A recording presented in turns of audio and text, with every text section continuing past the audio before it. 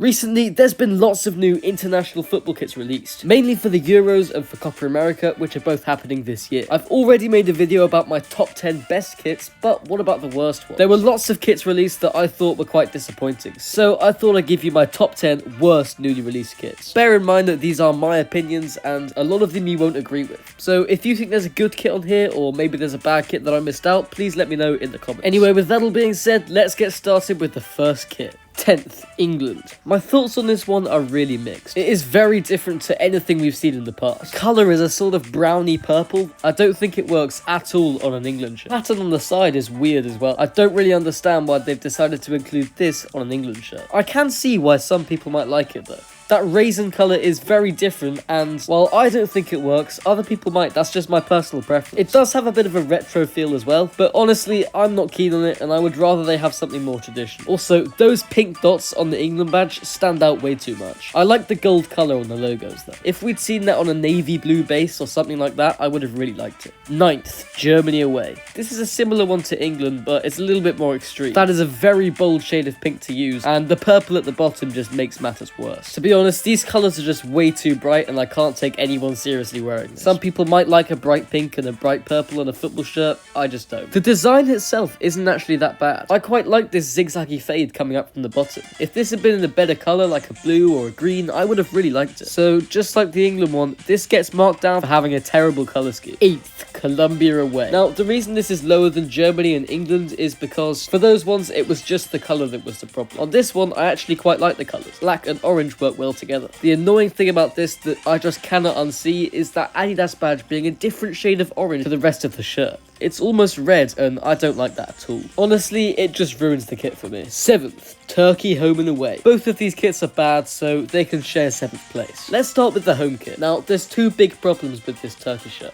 One, it doesn't look great, and two, it's very similar to Turkey's most recent kits. Just take a look at the 2020 and 2022 Turkey shirts. They are very similar to this one. I actually think this one looks slightly worse because the material doesn't look as good, and there's no red detailing on the collar or cuffs. It also has the Nike tick below the red stripe rather than above it, which I think looks a bit weird. But moving on to the away shirt, this shirt is just really boring. It's red, it's got the badge, the Nike logo, and that is it. They really should have mixed it up because they've literally not designed anything. It's just completely plain red and it's so boring. I have to say, these Turkey kits are really disappointing. 6th, Spain away. The main problem here is the colours. It's got this really pale yellow and then white, light blue, and red. None of these colours work well together and it's just a complete mess. There is an interesting blue design going on the back of the shirt, but to me, it doesn't really look great. 5th, Croatia home. This Croatia shirt is really disappointing to me. Usually, you'd expect Croatia to release a shirt that's got those lovely checkers, but maybe adds a little bit of a twist to them. But this one takes that twist way too far. These checkers are so big that they're barely even checkers anymore. To me, this really messes with the traditional Croatian style, and for that reason, it's one of the worst international kits this year. 4th, Venezuela away. This is my least favourite shirt in the Copa America. Its biggest problem is the blue and yellow design that's happening at the top. It looks really out of place and it gets in the way of the logo.